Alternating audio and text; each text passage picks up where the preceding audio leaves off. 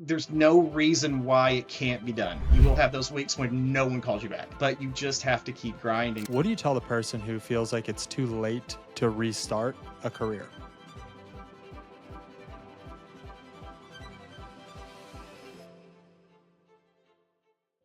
Today's episode is a little bit different. It is a client interview with Chris. Chris came to me after going through divorce, after going through a total job change where he was partaking in this franchise and it completely fell apart. And he came to me way later in his career and in his life stages. Three boys, had 15-ish years at Disney, and didn't know what he wanted to do and how to restart and rebuild. But we got him plugged into Sword and we're able to help him land a 117K job. This episode goes pretty deep around how to persevere in those moments when you feel like you want to give up, because Chris had plenty of opportunities to give up. So enjoy. The first question I have for you, if you can remind me a little bit about where you were before Sword. So what were you doing in your career and why did you feel like that wasn't going to be a good long-term Yeah. path? Um, I was so I had come off of a layoff. I'd come off a divorce where I was just dropped out of nowhere, Mm. and a layoff, and I had been and a job. It was I did not see the layoff coming. Um, and someone, a neighbor friend, said, "Hey, I got this friend. He's got this business. He's looking for somebody to buy it. Um, you know, at the very least, you could probably jump in real quick, make some money. Um, you're probably pretty good at it. You want to talk to him." So I said, "You know what? Sure. Like I need some change of something. I don't know what, but I need some change." And it Mm. ended up being Snap-on. And the way, so I joined a franchise, and that's their business model. It's a franchise business. If you don't work in Kenosha, Wisconsin, or in one of the manufacturing plants, you're a franchise. You're a subcontractor, Mm. and you work franchise. And it was an absolute mess. And it gave me a purpose. It gave me something to work on, because it gave me something to dive into at the time to distract me from everything else that was going on. Yeah. It was completely different than anything I'd ever done. Being out root sales, blue collar folks, um, and and it was good for about 5 6 months, until I really got a sense of the way he ran the business and his business practices. And it's not unlike it's not an uncommon story for a lot of the parts of the country where casinos dominate, and you get a lot of people, when they end up making a little money, go put it all back into the casino. And Mm. this is kind of that's kind of the culture he came up in, Mm. and he's still living that culture, here almost into retirement. And so my first red flag was, I watched him take petty cash out of the safe, because he was running short and needed some money for his casino ventures that night. And Mhm. so I said, Mhm. "Well, no, the business can't be your piggy bank. This isn't your personal bank Yeah. account, so something's up here." And it just slowly started to deteriorate from there. Watched him not pay our bills. And so I could see the business in a spiral, and I was looking I was looking for somehow to get back to my some semblance of my career path, or of what it was, which Yeah. was. Which, just to detail that, 'cause just for Yeah, the listeners that don't know you, I mean, you can speak to it better, but you were very established at Disney for most of your career, 16 right? years. And Yeah. So your majority of your career is spent in a bunch of, like, pretty high power roles too. yeah, yeah, I had moved up in the ranks, and I'd been there for a long time. And COVID completely changed everything in that regard. Mm. And I moved here, moved into the southeastern Michigan area. And what I found out is didn't come from the right places, didn't have the right background. It's a very traditional engineering focused area. It's, Mhm. automotive rules, even though there's a lot of tech growing. And it's a Mhm. very large area. It's a metro area. There's a lot going on here. Um, it's you're still They still struggle. I applied hundreds and hundreds and hundreds, and the the common, it just kept coming up over and over again. It's like, you got a great background, you got a lot of skills, you got a lot of stuff going. I mean, but we have no idea what to do with you. Yeah. You're not from here. You're this wild You card, don't know yeah. our industry. You don't know our partners. You don't know the players in this world. Like, I don't really know what to do with you. I don't know. Like, I was a risk. I was perceived as a huge risk, Yeah. and I tried for years to get back to see what I could do to get back to some semblance of that path, and was Mm. having, which just simply had no luck whatsoever. So, um, a little bit of desperation, a lot of burnout. I Yeah. started, I was looking, I started looking for some help. I mean, that's really what, Mm. and I really wasn't looking for tech sales was, and that world was sort of in the back of my mind because I'd been on the client side so many times and so many Mm. implementations, working with so many account executives and customer success people, and I knew what it meant from a client perspective to not matter, and I knew what it meant to be the most important client in the room, Mm. or at least treated as such. And so I Mm. felt like, okay, well, I've been through this process, I've been through the sales cycle over and over and over again from the this side. Why why couldn't I do it actually for, from the other side? Um, Yeah. and then that's when I ran across Sword. Sword was this was interesting because the first time I saw it was on Instagram, and I hadn't Mm. done any searching, any type of exploring this stuff, work stuff, related stuff. Yeah. My Instagram is mostly um, cars and golf, Yeah. and and so and then Sword started popping up, and the message started popping up, and didn't and no real seemingly no real reason, at least in that app, why. But then Mhm. it just sort of, there was something that resonated, and um, when we finally got a chance to, I found a connection to it, um, and that was pretty much. I think when looking back on it, that was the most important thing. It wasn't so much that I like tech sales was like my grand destination. This is Mhm. everything I ever wanted it to be. It's like I made a connection. There was a personal connection here that I felt confident that if by investing in this, good things would happen. Yeah. Yeah. And You know what's crazy about that? I'm just brought back to I don't know if you remember this conversation, but I remember jumping on the video camera together and doing like a Google Meet, and you were in your closet. You're in your like master bedroom closet or mhm, whatever, and you were like scrambling around for stuff. You're like throwing a tie on or something. You're like, hey, I've only got a few minutes to do this call. I've got to go pick the boys up. I've got to go yeah, and the whole place was loud. It was like my one place that's quiet at the time. yeah. And I don't know exactly what I said, but I remember saying something to the tune of, "I cannot wait to get you out of this situation you're in." And I saw it. In reality, man, I didn't know what it was gonna look like because you're right, you are kind of a wild card. Like you've done so much, you're so experienced, but you're like the breadth is like too breadthy. So like it's like where do we fit you? Yeah. Like how do we like niche you into something? But I knew that, what we do here works, and I knew you were willing to work for it because you've got boys relying on you. Yeah. And they're looking to you to set the tone of what does it mean to be a provider, a leader. And I think that's the tune we connected Yeah. on. And it was there when I Yeah. was like, we are going to be successful in this. And it's just crazy to hear you talk about the genesis of where you started because I'm reflecting now and I'm even getting a little emotional just thinking about like, man, I'm so proud of you for not giving up in the middle of so much chaos, in the middle of so many downturns of like, this didn't work out, this didn't work out, this didn't work out.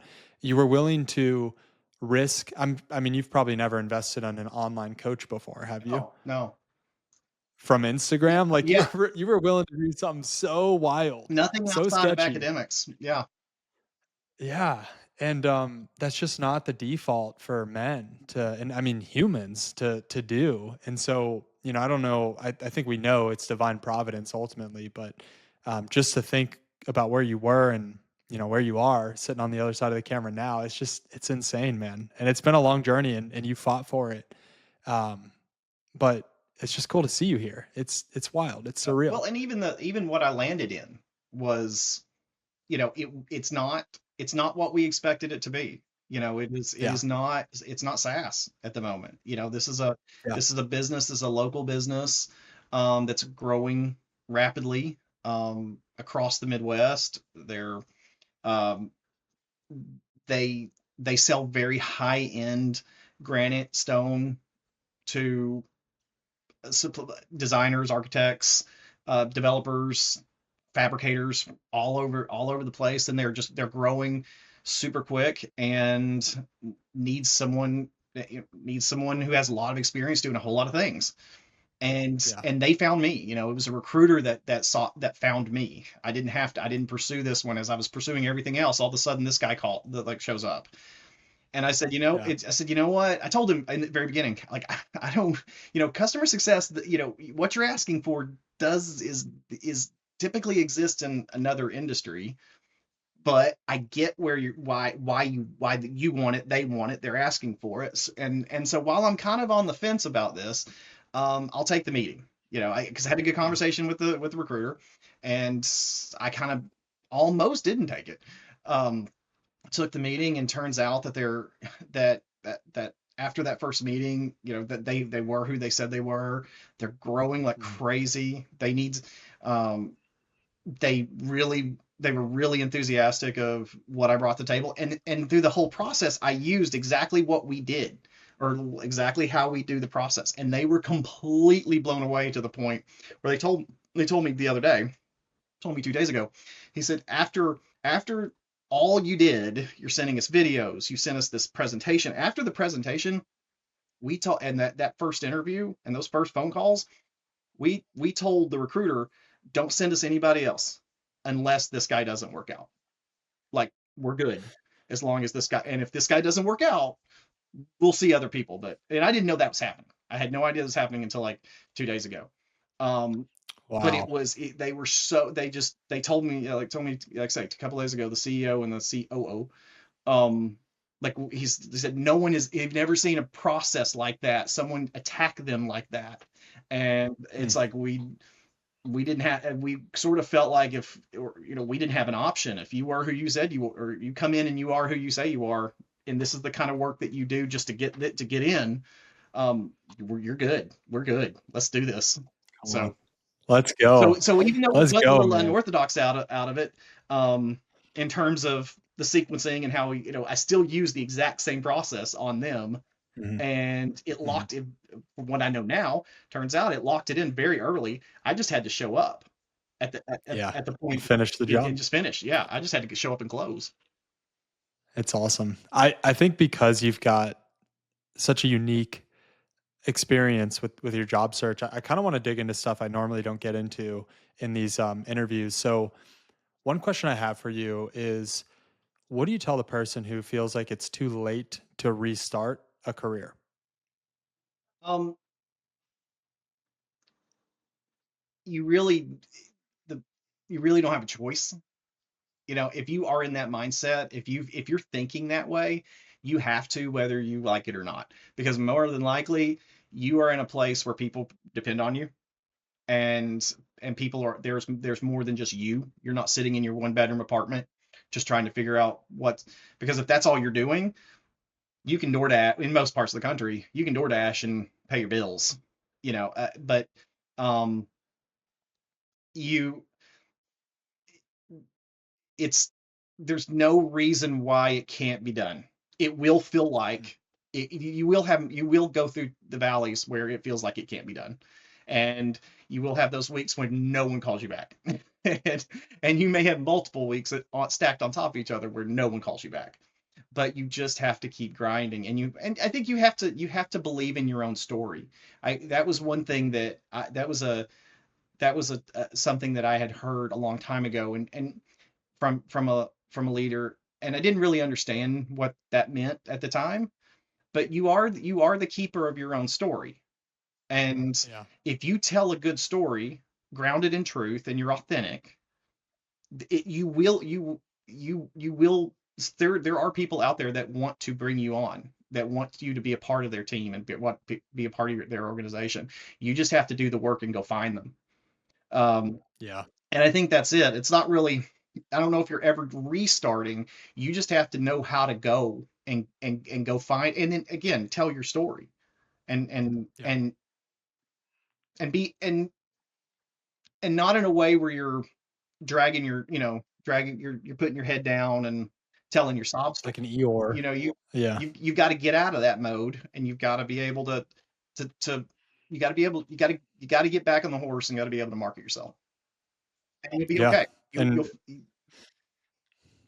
And I just want to add credibility to what you're saying. Like, guys, this isn't someone who graduated college from a top university and got into a sales job in 2 weeks. Like, Chris, you went through a divorce that was tragic in itself, and it was not your choice. And then you went through this ballsy acquisition of a franchise you knew nothing about. And then that didn't work out. And now you're sitting here with three boys to provide for, and you don't know where to go. And so I just want to highlight that as credibility to what you've been through. And it brings me to my follow-up question, which is your job search was unconventional, and it also was hard. There were valleys, like legitimate valleys where I didn't know if you were going to continue. I didn't know if you were going to say, "Hey man, like I'm just done with this." Quick interruption, y'all. If you need help breaking into tech sales, linked below is an invite to our Breaking into Tech Sales community. In there you're going to find resume help, LinkedIn help, where to find good jobs to apply to, how to interview, literally everything you could need to go land a great job in tech sales completely free. Go get signed up. Back to the episode. Can you go to some of those moments where you almost wanted to give up, and maybe just provide some like big brother advice to other people on the job search right now who feel the same? Like, how did you actually make it through those moments? um gosh, I had to, whether I liked it or not, I had to regulate and take breaks. I had to step back and take a breath. I had to take days off. I couldn't I couldn't you get to a point where, yeah, you've done you've been applying and grinding for, 100 applications a day, 150 apps a day. You run out of LinkedIn in-mail credits because you're just blasting people to death. Every single company you're transitioning to, you're working through Apollo, and you're finding their personals, and then every once in a while you're also getting the, hey, this is what how did you get this email? How did you get this number? Like, this is not okay. Like, you don't Yeah. know me, kind of thing. And you've got so much of that. You've got so much that feels like you're digging in a mine with no light. And then you get some rejection. You get the auto rejections hitting you. You get those emails and responses hitting you. You got to know when to quit. And now what I mean by quitting is just to step back and take a breath and just take a day Yeah. off. Take a day, do something completely different. Um, even though you feel like you can't, you just you gotta find that balance, because though, yeah, those days, it's absolutely gonna happen. You know Especially in a market that, like today's market, there's a lot of Right. candidates out there, it seems like sometimes it's just who where if you're not quite on the right spot in the stack, however it comes in, or however the filter hits, it just, you know, it may go well, it may not, it may go your way, it may not. That's Mm. sort and Mm. and you got to learn. You got to Once it starts feeling personal, take a step back, take a breath, Yeah. because it's not. It will feel that way, and even when you've done it a long time, you've done it for weeks, and you think you're good at not taking it personal, it'll still feel personal, from time, especially when you find something you really want and you feel like you've got a product there that's like, okay, I can really believe in this. I can really do Mm. something with this. And you can't get anybody to talk to you. You may not get through the recruiter. Or you get through the first round and you feel like it went great. And 8 hours later, you get an auto reject. Um, you Yeah. know, so it's just Yeah. yeah, you got to keep your eyes on the big picture. It'll happen. I You just got to keep going and know when to break. I didn't think about, or I didn't know I was going to talk about Sabbath on this podcast, but like even in the design of the universe, like God creates for 6 days, and on the seventh day He rested. And I'm not someone who rests because I'm a very performance minded individual. It's toxic. It's not good. But when as I've matured, I've learned how to rest a little more. And even in your day to day, think about like you could grind through 3 days of nonstop applying, but you're gonna crash and burn on that fourth day, and not only is your energy low, but your emotional state, your confidence, it's all shot. And so yeah, Chris, to your point, man, like it's almost like embracing that, hey, this season of life is about it's so cliche, like it's a marathon, not a sprint, right? But it kind of makes sense Mhm. in this It context where does. it's like you can sprint, but you better land a job in like 2 weeks if you're going to do Yep. that. Otherwise, you're done and you're not going to show up the way you need to. Yeah, I mean, and it's just like any other project. If you think about managing this as a project, you can go through sprints, but you need to go through calculated sprints. You need to go through Mm, you need to set goals. Okay, mm, this week this is a sprint. I'm gonna apply. I'm gonna take 3 days and apply. And I'm gonna take 2 days and cold call. And then I'm gonna mm, take the weekend, recharge, maybe take the following Monday, like take a long weekend, recharge, and then have a plan for that following week. Like, okay, are you going to mm. continue the sprint? Are you going to dig in deeper of who where are you going to focus on your sequencing of where you apply to? But you got to have a plan. Because you're right. If you just sprint for sprinting's sake, you're just sprinting to burnout, and that's just going to Yeah. delay your process. It's going to delay everything because you're going to crash. Yeah. Yeah. So I'm curious to ask then, I've got like three more questions as we kind of round out here. One of those is, what was the moment like when you got that offer? And did it feel like a big relief, aha moment, or was it like you were saying earlier, it just kind of, I've been working on this for a long time, like finally? What was the actual moment? It's certainly some pressure off, Mhm. definitely but it took a few days before it was real, and I'm not sure it's still quite that yet because I don't start until next Monday. So I've still got a Yeah. week to kind of prepare for that. Um, but uh, but I think as I go along next week, it'll continue to feel more and more real because I've got to recalibrate my schedule. I gotta be ready to hit running when on that Yeah. Monday. I can't still be calibrating, and and Yeah. and look like I'm unprepared. So Yeah. yeah, so it took a lot of pressure off. We were camping back in July, and I just had this. Kids were fishing, and I hadn't worked since mid May or late May. I think May 24th was my last day working, and here it was mid July, and I had this feeling because this is the way it's always kind of worked out for me. Um, it will come down to we will because I had a nest egg. I had prepared for this time. I didn't had no idea that it would go this long, but I prepared. We had prepared, and I just had this thought around I know what's going to happen. I know I'm going to end up. It's not going to happen until I have just that the money almost runs out, and it'll be proven to me once again that I have I'm provided just enough. It Yeah. wasn't going to happen June 1st when I had plenty of money. And it was going to no big. I wouldn't. I think God knows that I won't be grateful if I don't feel the Mm, stress and I don't feel the strain. mm, mm. That's played out over and over in my life, and I just had a feeling like until the money almost runs out, it won't happen because Yeah. I won't be in a place to be as grateful as he would expect me to be. And Wow. I would be too focused on what I did and not the fact that he came in and took care of things. At the right time. Yeah. At the right time. So this is really a billboard for God's faithfulness. Yeah. Yeah, man. And sure Wow. enough. So yeah. Yeah, exactly, man. And kind of on that note, um, your boys, I don't know if they're old enough to necessarily know the depth of what you just went through in the past 2 years of life, but I'd be curious to hear like what would your message to your boys be about all of this, the job search, about everything? Like what would you tell them? Yeah, one day they'll know. They have no idea what's been going on the past few months. Um, Yeah. they know that I've been looking at other things, but they haven't known, what's really been going on. Um, it, it, it's never nothing is ever as dark as you think it is. Nothing is ever as far gone as you think it is. And what I hope they see and what I hope they get out of it one day is that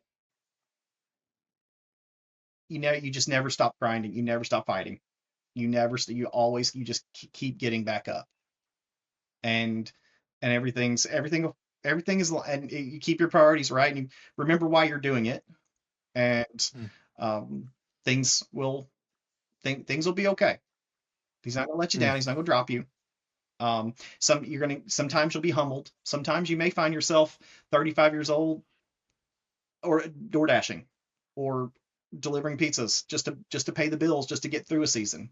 Um, it's times like these are humbling, and Yeah. but that's where he wants you. He wants you humble. He wants you broken. He wants you, he wants you moldable. And Mm. if you're always focused on your achievements and how easy your life is, you're not that. So sometimes these times have to happen in order to keep you and to bring you back to where you're, what you could say, usable again. Yeah. Yeah. I love it. I love it. Thank you for sharing that. And I also believe that this pain is never wasted, because it's one thing for you to be a dad telling your boys that one day, but it's another thing to have lived it and to have told them from the experience of living it. And so I look at my life and all the, I mean, I'm relatively young considered or compared to you, and I've made so many mistakes and stuff, but I'm like, in a way, I'm grateful because now I can speak from a place of authority, having wrestled through these situations Yeah. myself. And so I'm just really grateful that they have a dad who's just such a strong leader, man. You didn't give up. So leads me to my last question, which is kind of the inverse situation. If you hadn't joined Sword, if you never took this step, if you never replied to some stranger on Instagram, realistically, September 19th, 2025, where do you think you'd be right now? I would have probably found something. Um, Hmm. Maybe. I think but I say that but it would have probably been another a position to get me, just to pay the bills to get to another position. So, like, I would still be trying to get to somewhere. Um, Based upon what I saw, based upon what I experienced, and how challenging, how just the quantity these recruiters were saying that they were getting pelted with, every single position. They're telling you that, oh, we got 1,800, applications for this. We got 700 applications for this. I got um I got one guy that told me, he goes, we got over 600 resumes for this role. Four people reached out to the hiring manager. One person called me, and that was you. And so when you're dealing with odds like that, um, the idea that I would have sort of just figured it out, like just sort of naturally figured a process out that would actually get me noticed and get me into a get me where I wanted to go, is, I mean, in a market like this, just doesn't that doesn't make any sense. That's a statistical improbability. Hmm. So I would probably still be looking, still be begging, still be freaking out, and hoping that somebody's going to pay attention to my resume somewhere. Um, Probably considering moving away, which would be the worst possible thing I could do, um, to find work, and that would have meant taking me away from the boys, because they can't leave, I can't take them with me. Um, and leaving them in a place where I know they're not happy, so I think by this time there'd be some pretty dire decision making that would be going on, that Hmm. that had I not, you know invested in it and learned something different, something new that that I would be now making some be faced with some pretty life changing decisions that would have rocked our worlds far Mm, worse than anything yet. mm. Well, thank God that that is not the conversation we're having today. Wow. Yeah. Well, I'm really proud of you, man. Like this took a lot of work, took a lot of focus, a lot of attention, and I do feel like you are stepping into the reward that was on the other side the whole time. And so I just want to say congratulations. Obviously, this is not goodbye for us. You're part of the sword community. You stay in one-on-one contact with me. So as you're getting into your role, any help you need, I'm here. And then of course, any resources or whatever. I mean, I'm here. I'm one message away. So congrats, man. I'm super proud of you. Thanks so much. It's been a ride, but yeah, I Yeah. certainly true believe without the process, without the support, wouldn't be here today. Amazing. Well, for anyone listening, if you feel like you're a Chris and you just don't know where to go with your career, you want to do something different, you don't know where to start, just reach out to our team. We've got some links below. We'll get you connected. We'll see if we can help you out. And Chris, you're kind of my golden boy of it doesn't matter where you start from. Like if you're willing to put in the work, if you're willing to be humble, like Chris, you've spoken about, and you're willing to execute, you can change your life. It's going to take a lot of hard work. It's going to take a lot of sacrifice, but you get to choose your hard. Yep. So, Chris, congrats on the hard you chose. It's going to pay off. And yeah, man, I'm grateful to have walked this journey with Yeah, you. and I hope I think we all should. Anybody who walks through this and goes through this and actually comes out on the other side, it's exciting. It's going to be an exciting as sort of an alum, so to speak, to hopefully have folks reach out and hopefully be able to help. If nothing else, be an ear to as a sounding board and just a friendly ear, just if just to when things do get dark and those valleys do happen. So I do feel like we all should be. I mean, anyone that goes through and makes it up to the other side, I feel like we all should have that responsibility to because it's tough that in that those first few days you're walking in and you're not sure, is this going to work? It's a lot.